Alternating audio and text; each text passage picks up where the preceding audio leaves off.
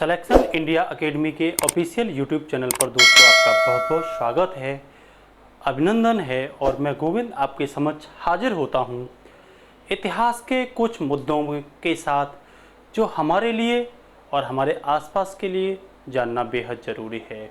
तो सबसे महत्वपूर्ण मुद्दा होगा आज का, जो हमेशा चर्चा में बना रहता है और हमेशा ही नहीं बना रहता।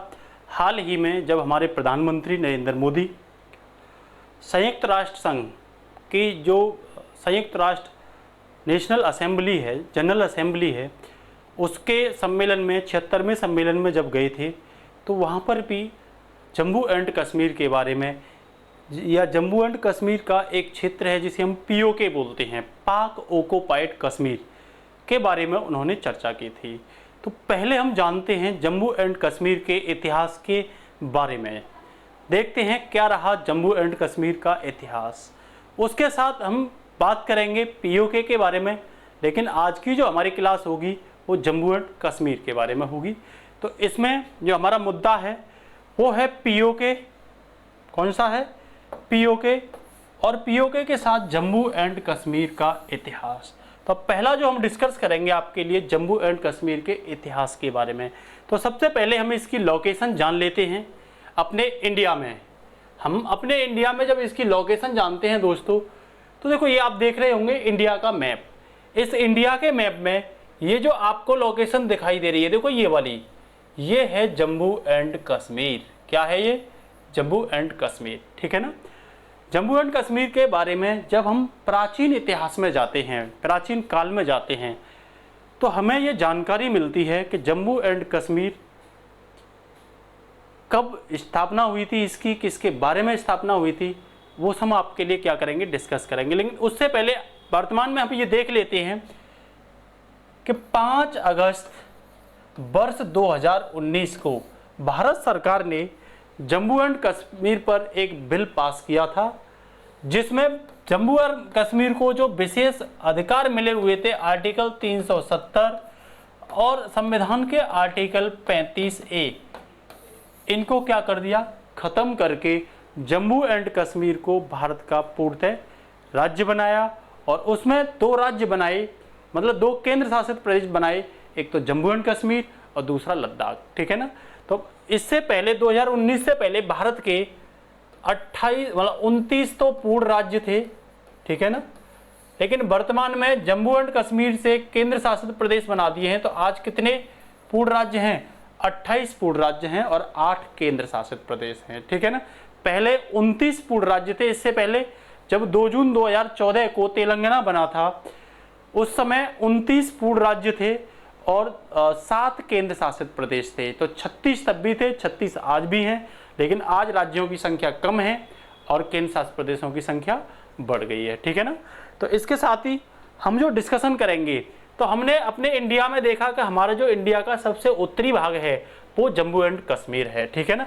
इसके बाद जब हम देखेंगे थोड़ा सा और ऊपर निकल करके, तो ये देखो ये आपको इंडिया दिखाई दे रहा है, ठीक है ना। ये क्या दिखाई दे रहा है? आपको इंडिया दिखाई दे रहा है, ठीक है। और इंडिया के पश्चिम में जम्मू एंड कश्मीर, देखो ये जम्मू एंड कश्मीर है। इस जम्मू एंड कश्मीर से पाकिस्तान लगा हुआ है। कौन लगा हुआ है? ये पाकिस्तान लगा हुआ है। और इसी के साथ इससे देखो ये सीमा, ये अफगानिस्तान की सीमा है, ठीक है ना। और इधर ये चाइना इससे लगा हुआ है, और ये इससे नेपाल, लेकिन जम्मू एंड कश्मीर से नहीं है, लेकिन इसी के पास का नेपाल है। और देखो इसी के पास में आज तो नहीं है, लेकिन पहले ये तिब्बत हुआ करता था, और आज ये किसने ले लिया है? चाइना ने ले लिया है, ठीक है ना।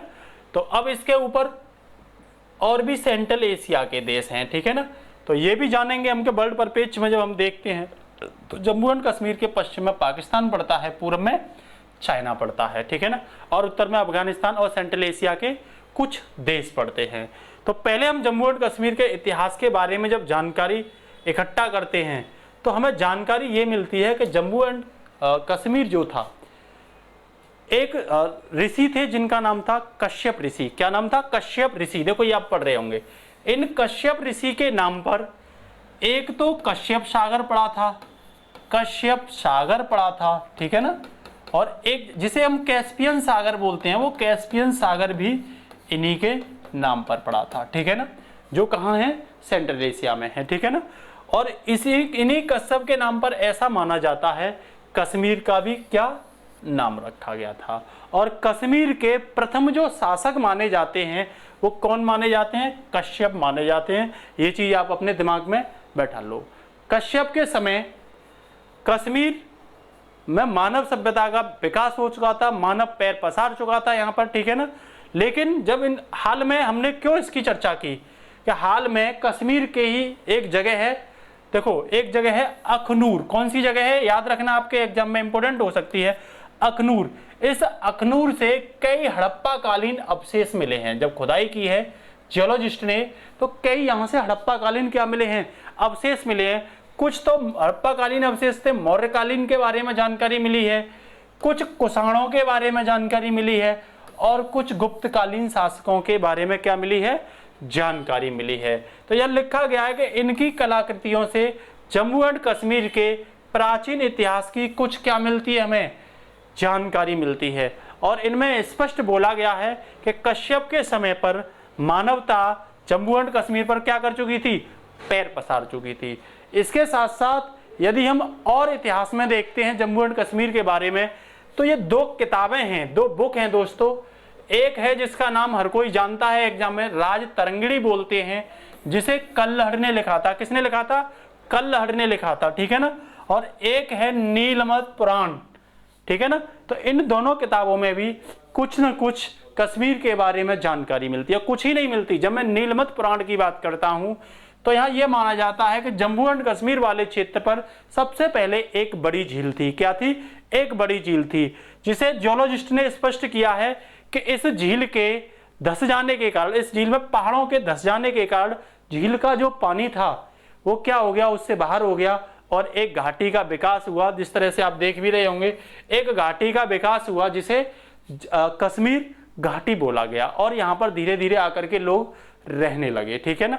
दूसरी जब बात करते हैं हम राज तरंगिणी पुस्तक के बारे में, तो इसमें जम्मू एंड कश्मीर के अब से लगभग 3200 साल पहले के इतिहास के बारे में क्या मिलती है, जानकारी मिलती है। ये राज तरंगिणी स्पष्ट करती है कि जम्मू एंड कश्मीर के क्षेत्र में आज से 32 साल पहले के पूरे इतिहास के बारे में ये जानकारी स्पष्ट करती है। तो वहां ये जानकारी मिलती है कि अशोक मौर्य काल के एक शासक हुआ करते थे, जिन्होंने जम्मू एंड कश्मीर में बौद्ध धर्म के प्रचार प्रसार के लिए काम किया था, तीसरी सेंचुरी में, थर्ड सेंचुरी में। उसके बाद में जो दूसरी जानकारी मिलती है वो कनिष्क के बारे में जानकारी मिलती है कि जम्मू एंड कश्मीर पर कनिष्क ने भी क्या किया था, शासन किया था। उसके बाद में जब 6वीं सदी की जो जानकारी मिलती है तो ये जानकारी मिलती है कि 6वीं सदी के प्रारंभ के दिनों में हुड़ों ने जम्मू एंड कश्मीर पर क्या किया था, आक्रमण किया था।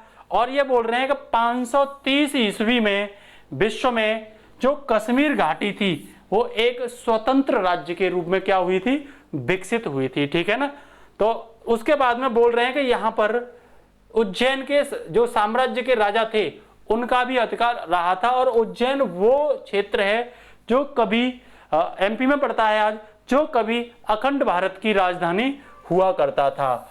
यहाँ पे जो विक्रमादित्य थे, विक्रमादित्य ने भी शासन किया, और विक्रमादित्य के शासन के पतन के बाद यह माना जाता है कि जम्मू एंड कश्मीर पर जो स्थानीय शासक थे उनका शासन, मतलब उनका राज विकसित होने लगा, ठीक है ना। अभी तक तो बाहर के लोग थे, अब यहां से जो स्थानीय शासक थे उनका राज्य क्या होने लग गया, विकसित होने लग गया। उसके बाद में ये देखा जाता है कि जैसे ही स्थानीय शासकों ने यहाँ शासन करना स्टार्ट किया तो बौद्ध संस्कृति और हिंदू संस्कृति का यहाँ पे मिश्रित रूप दिखाई देता है कि बौद्ध संस्कृति और हिंदू संस्कृति मिक्स रूप में क्या हुई, विकसित हुई। साथ में ये बोला जाता है कि 6वीं शताब्दी में शैव दर्शन का भी यहाँ क्या हुआ, विकास हुआ। क्या हुआ, शैव दर्शन का विकास हुआ, ठीक है। आप देख रहे होंगे कि शैव दर्शन के विकास के समय हुड़ों ने भारत पर क्या किया था, आक्रमण किया था। जो मैं शैव दर्शन बोल रहा हूं वो हुड़ ही थे, जिनमें हुड़ वंश का प्रथम जो शासक था वो था मेहरकुल। ये काफी फेमस रहा है। कौन था, मेहरकुल। किसका, हुड़ वंश का प्रथम शासक।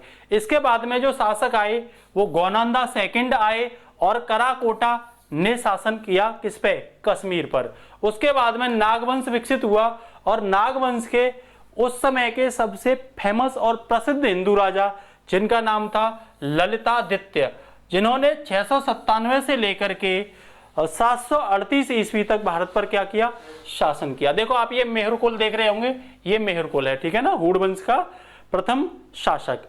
अब बात आती है ललिता विक्रमादित्य। तो एग्जाम में आपसे पूछ लिया जाएगा कि अलेक्जेंडर ऑफ इंडिया किसे कहा जाता है? भारत का अलेक्जेंडर क्या था? महान शासक था, विश्व विजेता जीतने के लिए निकला था, तो इसको अलेक्जेंडर ऑफ इंडिया बोला जाता है। मतलब कश्मीर के महान शासकों में किसका? ललितादित्य का नाम लिया जाता है। देखो ये ललितादित्य आपको दिखाई दे रहे होंगे, ठीक है ना। बोला जाता है कि इसके समय जो कश्मीर था वो कश्मीर का क्षेत्र उत्तर पश्चिम में तुर्किस्तान तक, और दोस्तों पूर्वोत्तर में तिब्बत तक, और पूर्व में बंगाल तक विकसित था, ठीक है ना। और जब हम दक्षिण की बात करते हैं तो दक्षिण में ये क्षेत्र कोंकण तट तक क्या था? कोंकण तक विकसित था। किसके समय? ललितादित्य के समय। उसके बाद में जब जानकारी आगे की ओर बढ़ते हैं तो इसके बाद में बात आती है 855 एडी की। इस समय 855 एडी में एक वंश विकसित हुआ जिसे हम उत्पल वंश कहते हैं। कौन सा वंश कहते हैं? उत्पल वंश। उत्पल वंश का महान शासक था अनंत वर्मन।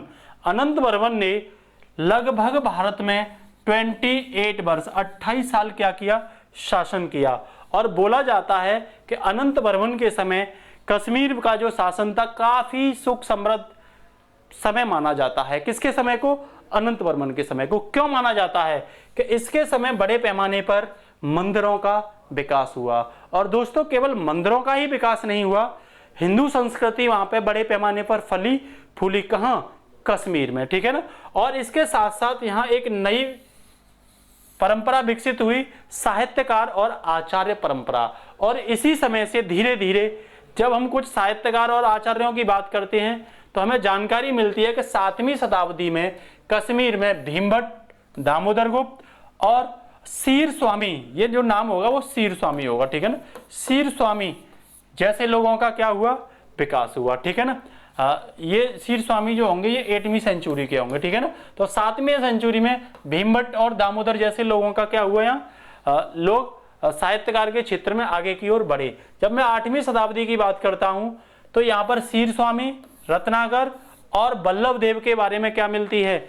जानकारी मिलती है। और इसी के साथ जब मैं 9वीं शताब्दी की बात करता हूं तो मामतल, सैंद्र और सोमदेव के बारे में जानकारी मिलती है। और जब मैं बात करता हूं 10वीं शताब्दी के साहित्यकारों की तो मिल्हान और जयद्रथ बोलते हैं इसे। और जब मैं 11वीं शताब्दी की बात करता हूं तो इन्हें हर कोई जानता है, कल्हड़, जिनकी किताब कौन सी है? राजतरंगिणी, जिसमें कश्मीर के इतिहास के बारे में क्या मिलती है? जानकारी मिलती है। यह माना जाता है कि अनंत वर्मन के समय कश्मीर काफी फला फूला क्षेत्र था, लेकिन जैसे ही अनंत वर्मन की मृत्यु होती है तो उसके बाद कश्मीर में हिंदू राजाओं का एक प्रकार से पतन माना जाता है, ठीक है ना। बोला जाता है जैसे ही अनंत वर्मन की मृत्यु हुई तो कश्मीर में हिंदू राजाओं का पतन स्टार्ट हो गया था, ठीक है ना। अब बोल रहा है कि यहाँ पे राजा सचदेवा के समय क्यों अनंत पतन माना जाता है? कि अब विदेशी आक्रमणियों ने मंगोल से भारत पर आक्रमण करना क्या कर दिया? स्टार्ट कर दिया।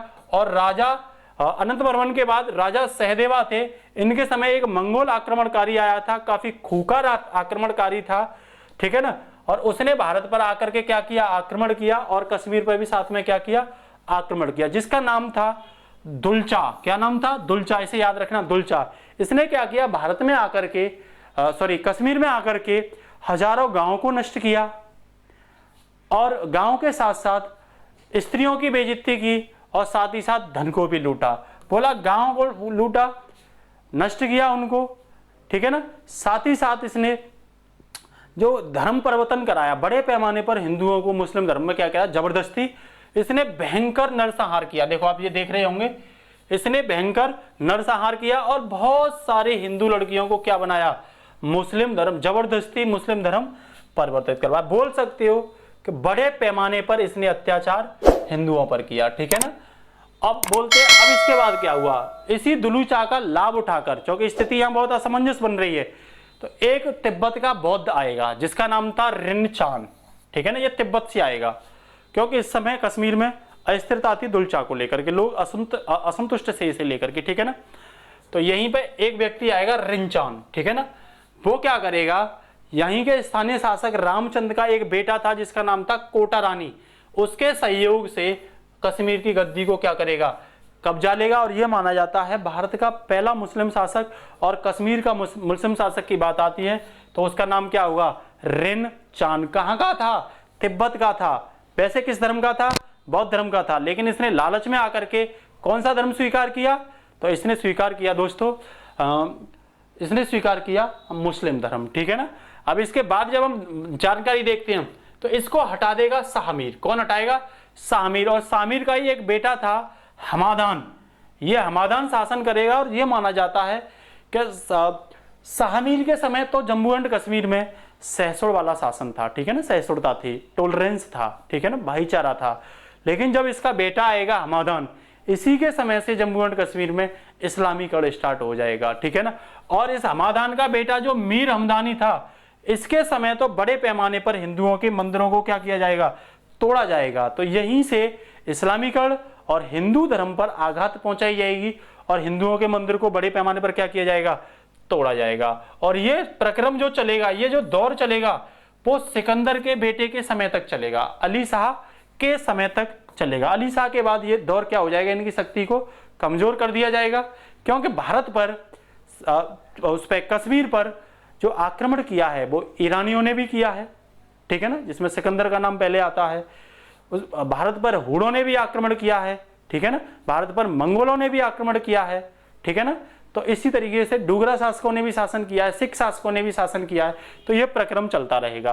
तो ये जो मीर हमदानी था, उसका ये जो धर्मांतरण और मंदिरों तोड़ने का जो प्रक्रम था, वो लगभग सिकंदर के बेटा अली शाह तक चलेगा। उसके बाद एक व्यक्ति आता जिसका नाम था जैनुल आबिदीन।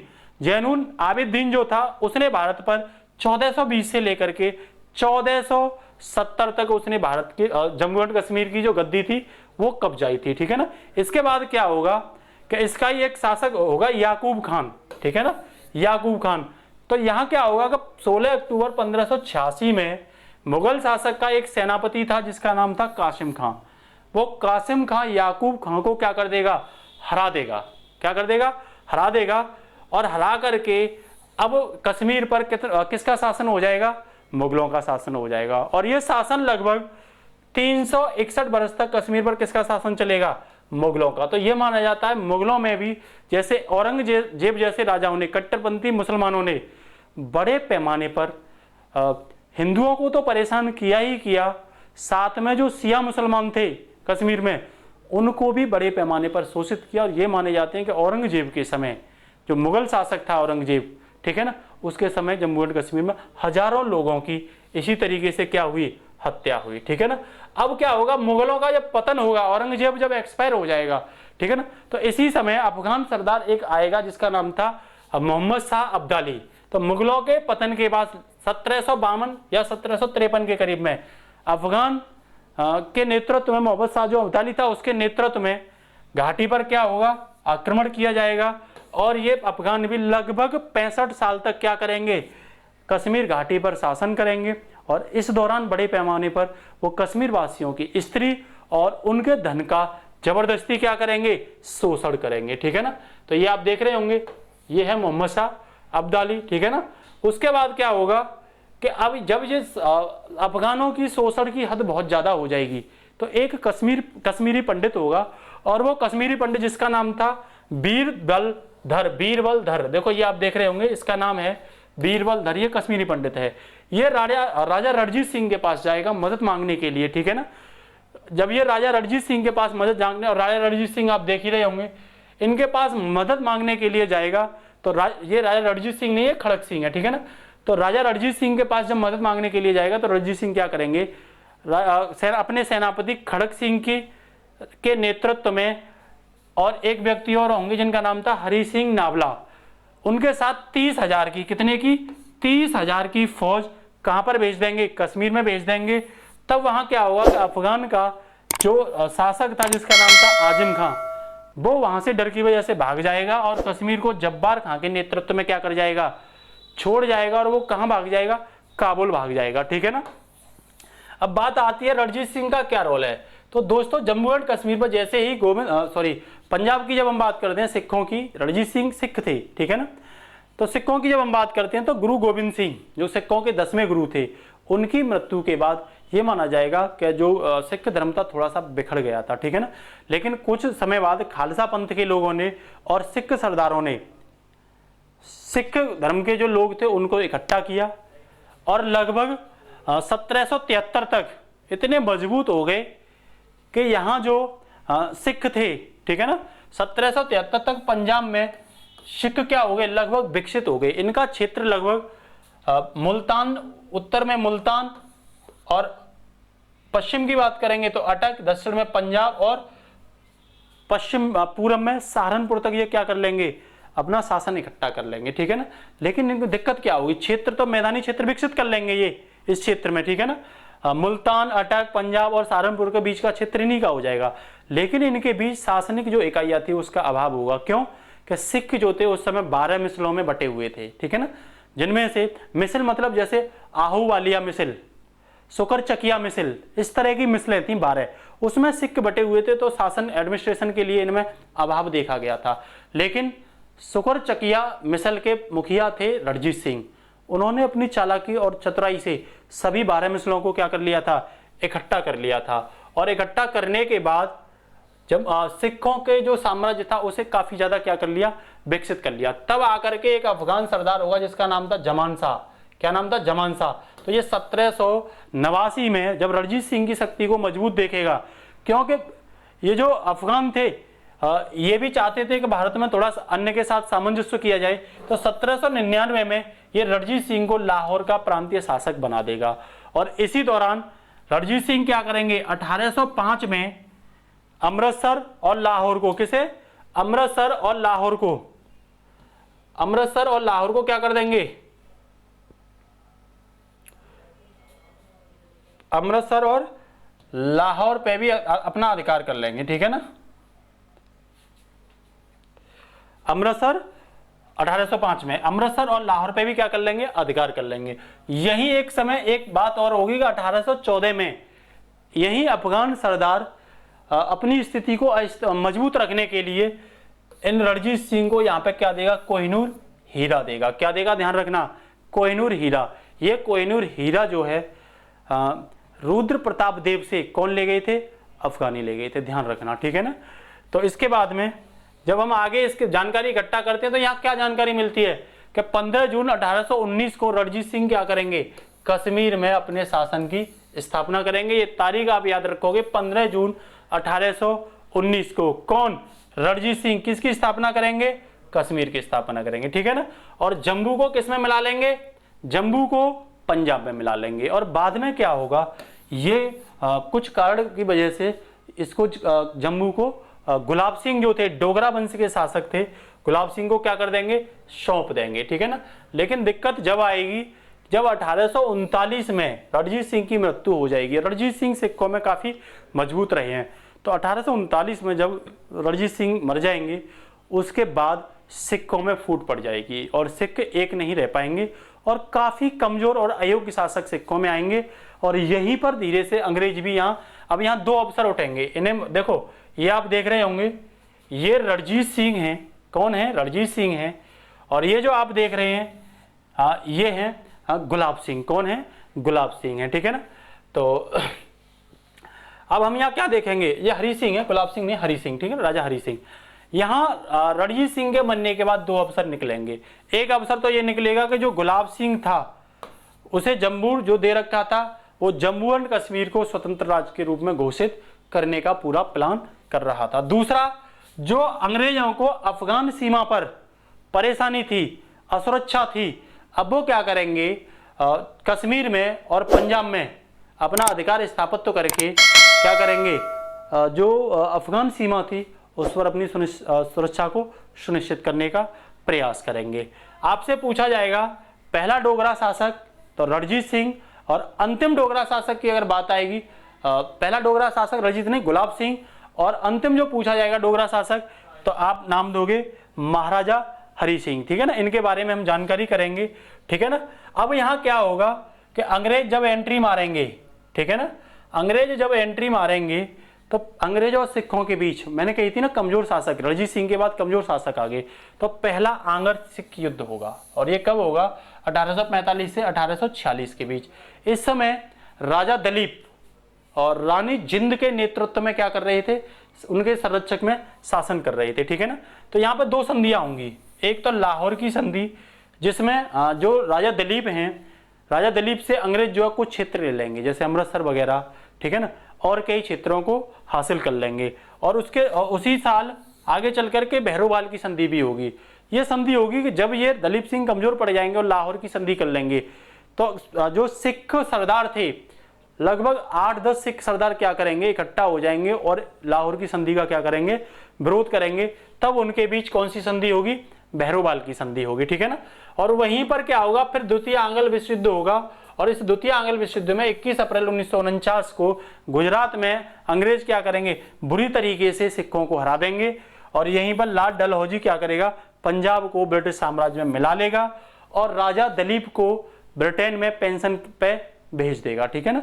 और यही अंग्रेजों का अंतिम राज्य होगा पंजाब, जो अंग्रेजों के विस्तार क्षेत्र में होगा। अब बात आती है जो हमारा मेन मुद्दा था कि अब भाई अवसर मिलेगा, तो देखो अंग्रेजों को अवसर मिल गया यहाँ पे। अब क्षेत्र जम्मू एंड कश्मीर के कौन कौन से बने थे? देखो हुआ ये था कि अभी तक तो ये क्षेत्र अलग अलग थे, जैसे लद्दाख, देखो ये अलग था लद्दाख क्षेत्र, ठीक है ना, और ये अलग था कश्मीर क्षेत्र, और ये अलग था जम्मू क्षेत्र, ठीक है ना। इस तरीके से थे जम्मू क्षेत्र, ठीक है ना। अब लेकिन हमारी जो राजनीतिक नेता हैं, इन्होंने क्या कर दिया? अपने मतलब बिना सोचे समझे इस पूरे क्षेत्र को आगे चल के जम्मू एंड कश्मीर बना दिया। जबकि मैं स्पष्ट कर देता हूं कि लद्दाख जो क्षेत्र है, लद्दाख क्षेत्र में अलग लोग रहते हैं। हम बोल सकते हैं कि जो लद्दाख क्षेत्र है उसमें मतलब बौद्ध लोग रहते हैं। और यहाँ मैं कश्मीर की बात करूँ तो यहाँ इस्लामिक क्षेत्र रहते हैं, सॉरी जम्मू की कश्मीर की बात करूँ तो यहाँ इस्लामिक लोग रहते हैं, मुस्लिम धर्म की वर्चस्व वाले लोग रहते हैं। और मैं कश्मीर की या जम्मू की बात करूं तो यहाँ पर कश्मीरी पंडित रहते हैं। तो सबकी संस्कृति भाषा बोली अलग अलग होगी, लेकिन सबको क्या कर दिया इन लोगों ने? एक कर दिया। आगे जाके क्या होगा कि जब भारत से, तो ये क्षेत्र भी होगा, ठीक है ना, जो जिसे आज पीओके बोलते हैं, इस पर हमारा डिस्कशन कल होगा। आगे क्या होगा कि जब अंग्रेज भारत से जाएंगे 1947 में, ठीक है ना, तो वो ये बोल के जाएंगे कि भारत की जो भी रियासतें हैं या तो भारत में रह सकती हैं। 3 प्रस्ताव रखेंगे उनके सामने। पहला प्रस्ताव ये रखेंगे कि भारत की जो रियासतें हैं, जो स्थानीय राजा हैं, अपनी मर्जी से चाहे तो स्वतंत्र रह सकते हैं, चाहे वो भारत में शामिल हो सकते हैं, चाहे तो वो पाकिस्तान में, उनके लिए छूट है, ठीक है ना। तो जब 1947 में 14 अगस्त 1947 को पाकिस्तान आज़ाद हुआ था, ठीक है ना, उसके बाद क्या हुआ था कि यहाँ पर जम्मू एंड कश्मीर में, ठीक है ना, जो राजा हरि सिंह थे, मैंने नाम बताया था ना, डोगरा अंतिम शासक राजा हरि सिंह, राजा हरि सिंह ने यहाँ कुछ क्षेत्रों में टैक्स आरोपित कर दिया था। तो यहाँ से जो यहाँ की स्थानीय जनता जो थी वो उनसे नाखुश थी। इसी का फायदा उठाया था वर्ष 1947 में, ठीक है ना। अक्टूबर 1947 में यहाँ एक कबीलियाई थे जिनका पाश्तून बोलते हैं, पाश्तूनों ने इस क्षेत्र में क्या कर दिया? आक्रमण कर दिया। और उन पाश्तूनों के ही भेष में पाकिस्तानी सेना ने अपने कुछ आतंकवादियों को जम्मू एंड कश्मीर में एंट्री करवा दिया, ठीक है ना। तो हुआ ये था कि ये लोग कहाँ तक आ गए? मुजफ्फराबाद तक आ गए। और कहाँ तक आ गए ये लोग? दोस्तों दुर्भाग्य की बात यह है कि हमारे जो भारतीय नेता थे, उन्होंने जो जम्मू एंड कश्मीर में एक क्षेत्र जम्मू कश्मीर था, एक जम्मू था और एक क्षेत्र जो लद्दाख था दोस्तों, ठीक है ना, उसमें उन्होंने वहाँ की संस्कृति को ध्यान में न रखते हुए एक कर दिया, ठीक है ना। उन्होंने ये नहीं देखा कि यहाँ की संस्कृति अलग है तो उस हिसाब से इसको बनाए रखा जाए, ठीक है ना। तो ये हम क्या देख रहे हैं? देखो आज हमने आपको क्लास में पढ़ाया जम्मू एंड कश्मीर के प्राचीन इतिहास के बारे में। यदि आपको हमारी क्लास अच्छी लगती है तो आप हमें कमेंट बॉक्स में करके बताओगे। तो अब हम आगे जो क्लास लाएंगे वो ये लाएंगे कि किस तरीके से जब अंग्रेज भारत से चले गए तो जम्मू एंड कश्मीर को किस तरीके से राजा हरि सिंह के द्वारा क्या किया गया? इंस्ट्रूमेंट ऑफ एक्सेशन पर साइन करके भारत में विलय किया गया अस्थायी रूप से। और कैसे कैसे भारतीय सेना ने पीओके में जो पाकिस्तानी घुसाए थे उनको कैसे खदेड़ा, लाइन ऑफ कंट्रोल का निर्माण कैसे हुआ, ठीक है ना। उसके साथ साथ पीओके का जो क्षेत्र है आज भारत क्यों हासिल नहीं कर पा रहा है, क्या आने वाले समय में हासिल कर पाएगा और उसे हासिल करेगा तो कैसे हासिल करेगा, पीओके का क्षेत्र क्या है, इसमें मुजफ्फराबाद का क्या रोल है, श्रीनगर का क्या रोल है, जम्मू एंड कश्मीर को किस तरीके से हाल में कश्मीर अलग बना दिया और आगे जाकर के लद्दाख में कश्मीर को लद्दाख में मिला दिया और जम्मू एंड कश्मीर अलग कर दिया, ठीक है ना। क्यों किया ऐसा 2019 में भारतीयों ने, और आखिर क्यों केंद्र शासित प्रदेश जम्मू एंड कश्मीर में से 2 बनाए गए, लद्दाख और जम्मू एंड कश्मीर, इसका क्या रोल है, ठीक है ना। और हाल में संयुक्त राष्ट्र संघ में नरेंद्र मोदी ने क्यों बोला कि पाकिस्तान पीओके को खाली करे, इसके बारे में यदि आप जानकारी चाहते हो। और अक्साई चिन्ह चीन ने कैसे कब्जाया, कितना क्षेत्र है अक्साई चिन्ह का, पीओके का जम्मू कश्मीर का कितना क्षेत्र है, ठीक है ना, और जम्मू एंड कश्मीर में भारत का कितना क्षेत्र है, क्या आने वाले निकट भविष्य में अक्साई चिन्ह पर भारत फोकस देता है या नहीं देता, या पीओके भारत हासिल कर पाएगा। अगर जब अक्साई चिन्ह को भी भारत को हासिल करना है तो कौन सी रणनीति अपनानी होगी।